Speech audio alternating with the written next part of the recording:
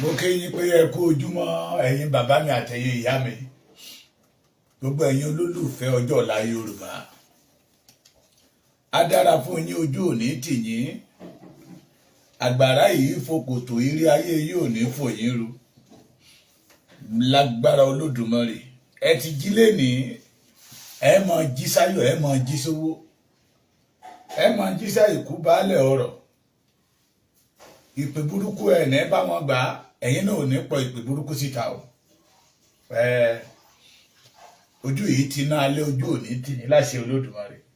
Gbogbo ẹ̀yin olólùfẹ́ ọmọ Adéyẹmọ, ẹ̀yin olólùfẹ́ ìran yín, á dára fún yín. Àti ìbẹ̀rẹ̀ program wọ́n ti fúláàgì. Ìkànnì wọn àwọn nìkà, àwọn wo nìkà? Àwọn tí Yorùbá ṣe lóore, tí wọ́n jèrè Yorùbá, tí wọ́n wá ń fi bí sú Yorùbá. Àwọn nìkà, àwọn tí Yorùbá daṣọró, tí wọ́n wá ń tú Yorùbá sí hòhò. Àwọn tí Yorùbá gbẹ́ lẹ́yìn, Yorùbá ló gbẹ́ wọn lẹ́yìn o. Ẹ̀yin tí Yorùbá fi gbẹ́ wọn náà wá fi ń ké Yorùbá jẹ lénìí. Àwọn nìkà, àwọn tó ń wá ikú sí olóore Yorùbá, tó fẹ́ fi ikú san ẹ̀san fún ẹni tó dúró pé ìran Yorùbá ò gbẹ́dọ̀ jí jẹ fún Fúlàní. Àwọn nìkà, àwọn tá a pè ní bàbá tó jẹ́ wípé ẹni bí ni wọ́n. Àwọn nìkà tá a rò pé alẹ́ ni nímùsàn tó jẹ́ pé kíkan náà fún wa mú. Àwọn nìkà tá a rò pé alẹ́ ni nígbẹ́jọ́ tó jẹ́ pé àwọn gangan náà fa ọjọ́ ọ̀la Yorùbá sẹ́yìn. They became the enemy of their own root. Àwa ò ní dákẹ́ o, Bàbá Bọ́lá Ahmed Tinubu, a máa gba orílẹ̀-èdè wa. We don't want to have anything with Fulanis. Ẹ lè pa wá lẹ́nu mọ́. Ṣẹ́gbọ́, àwa mọ̀ pé ẹ mọ òtítọ́. You know the right thing. But ìjẹkújẹ tẹ̀yin àgbààgbà ilẹ̀ Yorùbá ń jẹ nínú Nàìjíríà ló mú yín di ọ̀tá ìran yín. Ẹ mọ́ bínú pé mi ò gbójú síta. Mo ní ìpèníjà ojú díẹ̀ ni. Ojú yẹn fún mi problem. Mi lè fẹ́ gbé síta. Káwọn ẹni bí máa ní ọwọ́ bá a. Èmi máa lékè gbogbo ẹ̀yin abínú ẹni. Sunday Igboho ló máa lékè gbogbo àwọn ọ̀tá rẹ̀. Bàbá Akíntóyè gbogbo wọn ló máa lékè gbogbo àwọn tó sọ pé ìran Yorùbá ò ní dúró. Àwọn nìkà, àwọn bàbá tá a gbójúlé tó jẹ́ pé ìṣubú Yorùbá ni wọ́n ń wá kiri, tó dẹ̀ jẹ́ pé Yorùbá ló gbé wọn gòkè àgbà. Àwọn nìkà kàkà tó gbòòrò mọ́dìyẹ wá lọ́wọ́ ikú, wọ́n ti òròmọdìyẹ wá lọ sí ẹnu ikú ni. Abẹ́ ẹ̀gbọ́n mi bí? Kàkà tó gba òròmọdìyẹ Yorùbá lọ́wọ́ ikú, wọ́n ti wá lọ sẹ́nu ikú ni. Níbi ní dandan àfi ká bá Fúlàní ṣe. They know pé Fúlàní pa ọmọ Yorùbá lọ́sàn-án àti lóru. Wọ́n dẹ̀ mọ̀ wípé nígbà táwọn ò jẹ́ àgbẹ̀, ọ̀dọ̀ wọn ibi táwọn wà ámìlì ń ṣọ́bẹ̀. They have security from Abuja to London to America ni. Kò sí tó kàn wọ́n nígbé ayé àwọn ọmọ Yorùbá. Èrè ìdí tó fi ní dandan ìran Yorùbá mẹ́gbẹ̀dọ̀ máa gbé with criminals. Èrè ìdí nìyẹn tó fi jẹ́ ọ̀rẹ́ Fúlàní, torí pé wọ́n mọ̀ pé àwọn yẹn gọ̀. Àwọn Fúlàní náà ti wá mú wọn ní àgọ̀. Wọ́n wá fẹ́ fa Yorùbá lé wọn lọ́wọ́ at all costs. That is why they see this man as their enemy. Olóore kan tó dìde fún ìran Yorùbá pé ìran Yorùbá ò gbọdọ̀ kú nínú kú sínú ìgbèkùn Fúlàní. That is why they see this man as their enemy.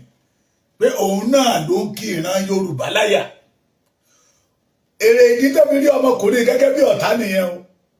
Pé òun náà ló ń la ìran Yorùbá lójú. Òun náà nìkan ni àwọn Fúlàní bẹ̀rù. Náà fi ń lé ikú sí. A dẹ̀ ń bèrè látijọ́ yìí. Ẹ̀ṣẹ̀ wo ni Sunday ọmọ Adéyẹmọ ṣẹ̀? Tẹ́ fi ń wá ọ̀nà láti pa. Ẹni tó ń gba Yorùbá lẹ́nu ikú tó ní kí ìran Yorùbá má lọ sórí ààtàn tí ẹ̀yin bàbá yìí ní kí ìran Yorùbá ó lọ. Sunday Igboho tó dìde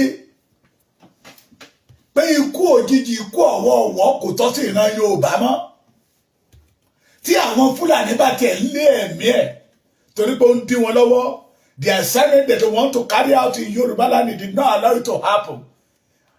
Kí tún ni àwọn tó pera wọn ní àgbààgbà ilẹ̀ Yorùbá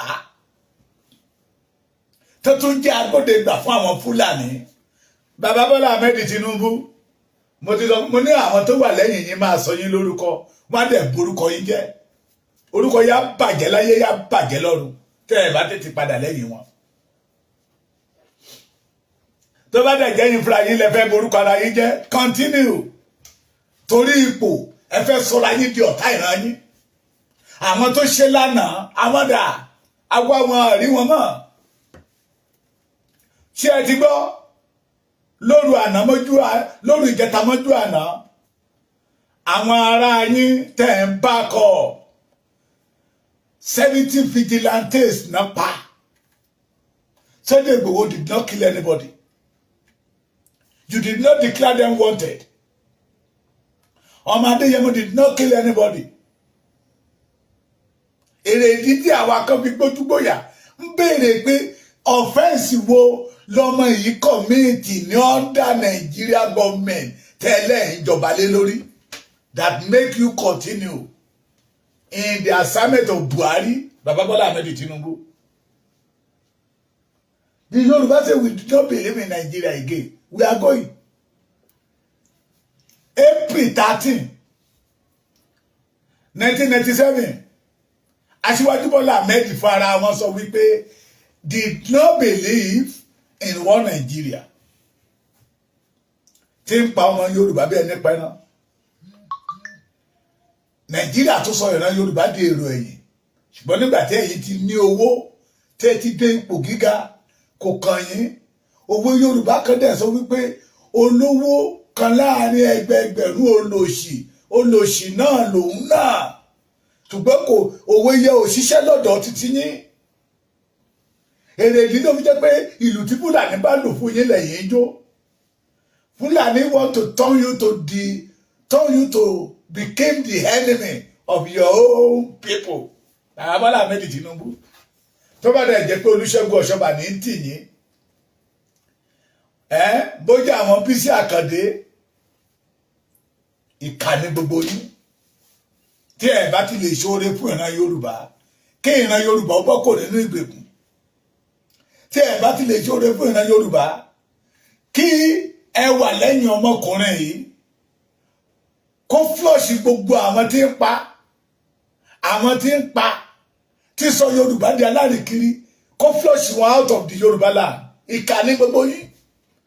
All the governors, the senators, the rep, ìkànnì gbogbo yín. And we want to create a state. I want to create a state. And create a state for our Fulani again. That Fulani may be dominate the Yorubas. Want to read Bibesi? Ìtẹ̀tàn wa ó tó gẹ́. Ìtẹ̀tàn wa ó tó gẹ́. Ìwà ìkàtẹ́ ń rù ojú ọmọ Yorùbá ti là. We are saying no. Fún àìjẹ́ndà tẹ́ gbé síta. Bàbá Bọ́lá Tinubu àníṣà fún yín o. Ó dẹ̀ máa wà òkè. Kan ní Bàbá Bọ́lá Ahmed Tinubu a Yorùbá man ló dìde tó wá ń pa Yorùbá ẹgbẹ́ ẹ̀. Tó wá pa àwọn ọmọ ẹ̀.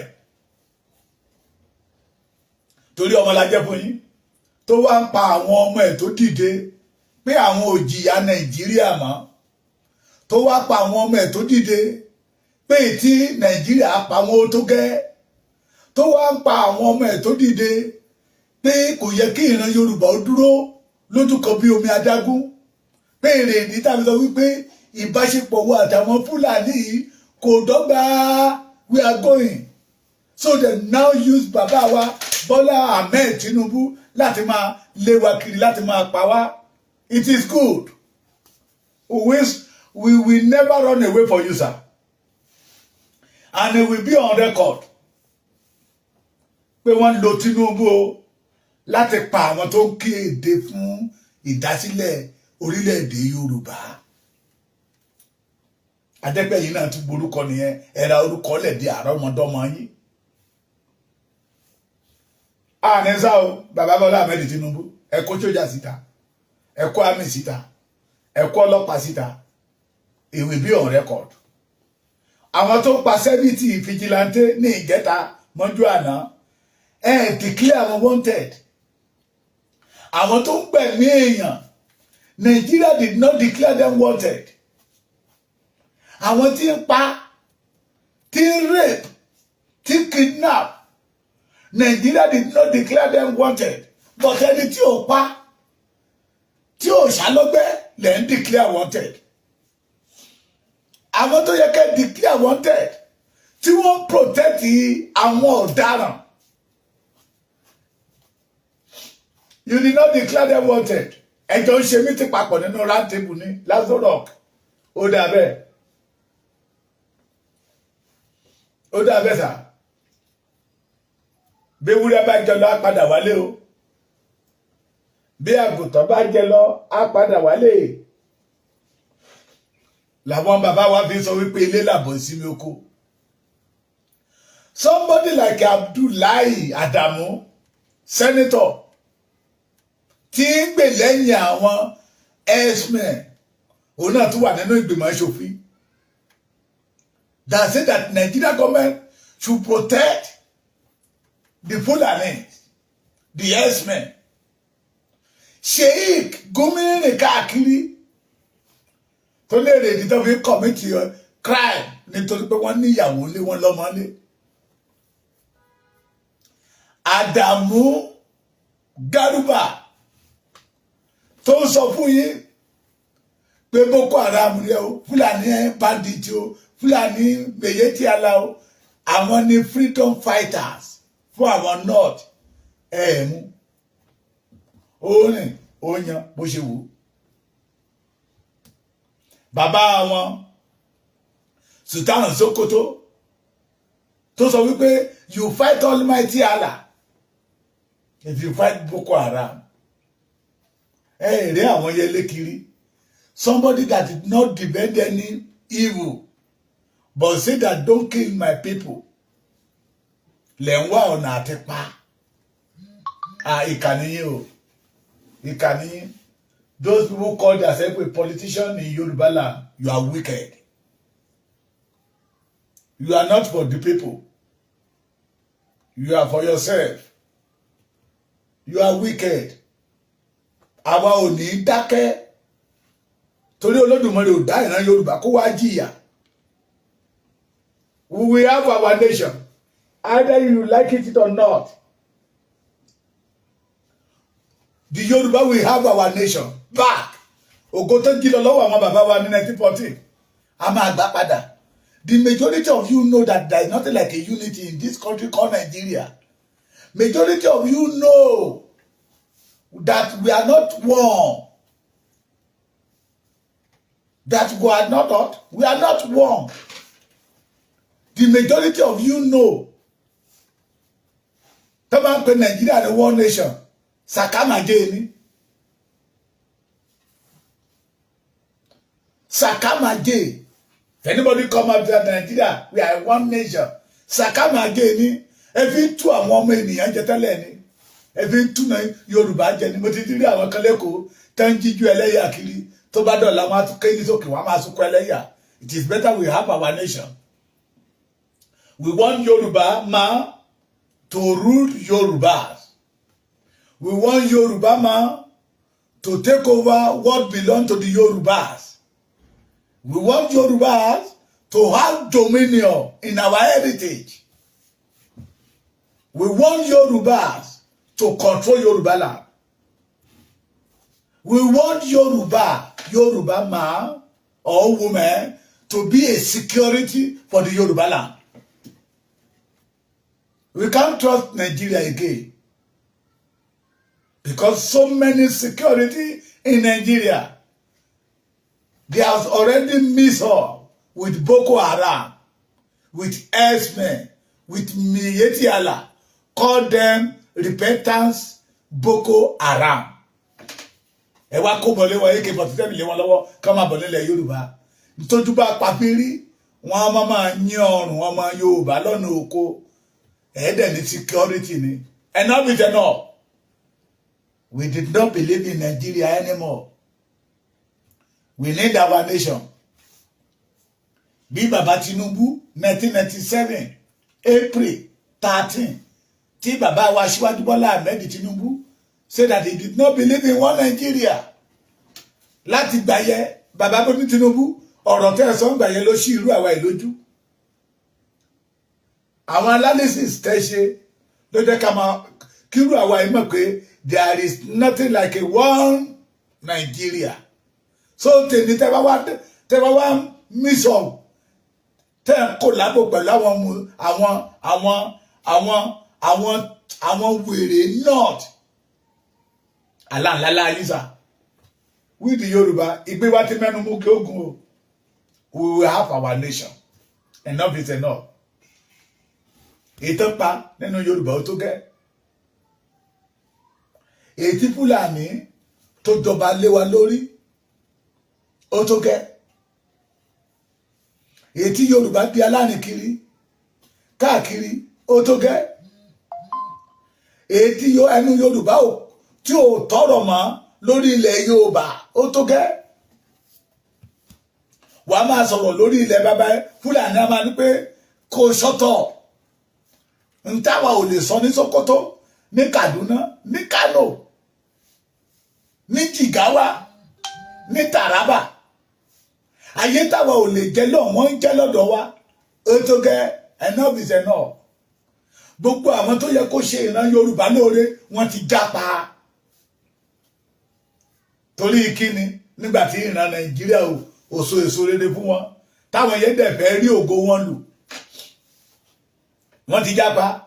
Bàbá mi kan sọ̀rọ̀ nínú kílé ni. Bàbá Akin, Fádà Ìró. Ṣé Fádà Ìró ni? Dr. Akin. Bàbá tí orúkọ bàbá yẹn. Ó ní the Yoruba invest in education in 1950s. Only but today, every one of us in America, Europe, tó yẹ kó mọ àǹfààní tó yẹ kán lò fún ìran Yorùbá wọ́n lò fún other country. Bàbá yẹn ó tẹ̀síwájú ó ní how many Fulani doctor use tó wà l'Amẹ́ríkà engineer wo ló wà ní London. Oh, you will never see them. It is only Yorubas. Enough is enough. Enough is enough. Bàbá Tinubu àníṣà fún yín o. Tẹ́ bá dẹ̀ jẹ́ kán pé sọ yín di ọmọ iná làrán síná, that's okay. Tẹ́ bá dẹ̀ kán lò yín against your people, that's okay. But pé àní torílẹ̀-èdè yẹn sà. A máa gbà orílẹ̀-èdè Yorùbá máa dúró. Orílẹ̀-èdè Yorùbá máa dúró. Ìkà fún ara rẹ̀ ni ó máa fojú ara rẹ̀ hàn. Àwọn àgbà tá a rò pé àwọn àgbà gidi. Bó yẹ kó gbẹ̀yìn kẹ́yìn ṣe àwọn fún ara wọn ni ó máa gbójú ara wọn síta. Àwọn tó torí owó tó di ọ̀tá ìran wọn. Àwọn tó torí ipò tó di ọ̀tá ìran wọn. Bàbá yẹn sọ̀rọ̀. Ó ní kí Tinubu kó ná $1 trillion torí election 2027 tó bá succeed kò kọjá ọdún mẹ́rin. Only after that 4 years, the Yoruba will see another shege again. Ẹ fẹ́ dànù lẹ́kùn ẹ̀ràn Yorùbá ni, we know all of you.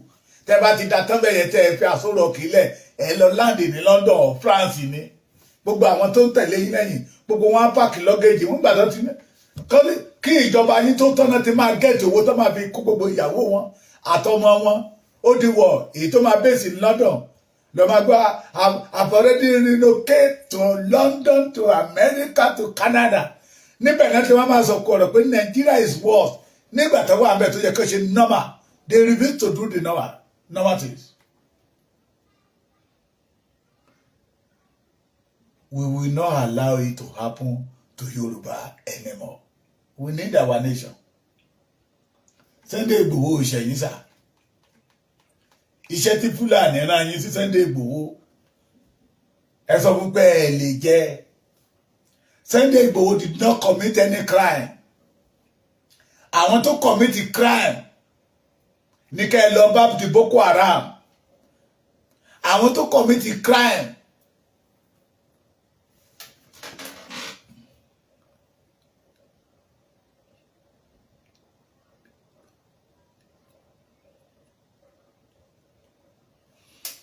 àwọn tó commit crime, àwọn Mèyétí Àlà tó ń pààyàn kiri. Ọmọ Adéyẹmọ did not kill anybody, kò pa èrà. Àwọn mélòó ló ń gbébẹ̀lé lọ́wọ́ wọn. Wọ́n ti mú àwa ìdé station. Tẹ́tù wá ṣe kìlé wa tí wọ́n bá kọ́bọ̀ tí wọ́n bá ìbọn. But you will make. Nígbà tó lọ́pàá wèrè kan dé ìgbà yẹn lọ́hùn. Ó ní what is the meaning of this? Ẹ jẹ́ kí n mú nǹkan tó sọ pé what is the meaning of this? Ọmọ Fúlàní ni o. Wèrè. N tó sọ fún mi pé what is the meaning of this? Mo ní this is the symbol of the Yorubas. This is the symbol, the flag of Yoruba, the identity of Yoruba, the logo. Nobody, this is evidence. Go sit down. Which kind of evidence? It is because we have bad leaders. It is because those people that we call father, they are not a father. They are notorious. Evil man. Those people that are supposed to defend the Yorubas, they are defending the Fulani. Maybe because of Igbo or Owo, and majority of them has already have money. Have money. Out of 100% of the Yorubas, only 5% is enjoying. That is why they don't want. Kí ẹ máa kọjá lọ kí gbogbo wa máa ṣe yẹ́sà bàbá o. Ọwọ́ méjì béèyàn kan, Ògún ló máa pa gbogbo yín, Ògún. Gbogbo ẹ̀yin tẹ́ ní ìran Yorùbá ò ní ní ìsinmi sẹ́. Ìgbẹ̀yìn yín ò ní dáa, ó máa kóró bí jogbo ní. Gbogbo ẹ̀yin tẹ́ rí ọ̀nà àlàáfíà alẹ́ tẹ́ ní ìran Yorùbá ò gbẹ́dọ̀ náà. Ìgbẹ̀yìn yín máa kóró bí jogbo ní. Bẹ́ẹ̀ bí ogún ọmọ, òkú wọn náà wọ́n máa ju òkú àwọn ọmọ yín ránṣẹ́ sí yín ni. Kí ni Sunday Igboho ṣe? He showed that these people that we call Yoruba leaders, they hate Yorubas with passion. They hate us. They are not our leaders. True, they may be a Yoruba man, but the love of the Yoruba is not in their heart. Tí ìfẹ́ Yorùbá bá wà lọ́kàn wọn, tẹ́ bá fẹ́ràn Yorùbá, wọn ní Fúlàní ò ní declare ọmọkùnrin wọ́n tẹ̀lé káwọn náà tuntun lé lórí. Torí ń tọ́mọkùnrin sọ nípa ẹ má pa ìran Yorùbá mọ́. Ohun tí Sunday Igboho jà fún ni pé àìgbélé ẹni fọrùn yín náà. Àwa ò lè lọ máa pa yín ní ilẹ̀ yín. Kí lẹ̀ ń pa àwọn èèyàn wa lórí ilẹ̀ wọn fún tẹ́ẹ̀ tún máa bá wọn sùn. Àti ìgbọ́rí in the history of this country called Nigeria, bọ́mọ Yorùbá lọ pa Sokoto, ó lọ pààyàn ní Sokoto. Bọ́mọ Yorùbá kan lọ pààyàn ní Kano. Bọ́mọ Yorùbá kan lọ pààyàn ní Kaduna. The set of people, wọ́n dẹ̀ kóra wọn jọ, wọ́n dẹ̀ dá gúrùpù lẹ̀, wọ́n dẹ̀ pààyàn lọ́bẹ̀. Wọ́n dẹ̀ wọnú gbó wọn, wọ́n dẹ̀ ń ṣe bó ṣe wù wọ́n. Sorry, but in Yoruba land, there is no state in Yoruba land that will not see Fulani group with arm threatening the Yoruba land. Ọmọkùnrin dẹ̀ dìde, Ọlọ́run dẹ̀ ń fi ṣe to flush them out.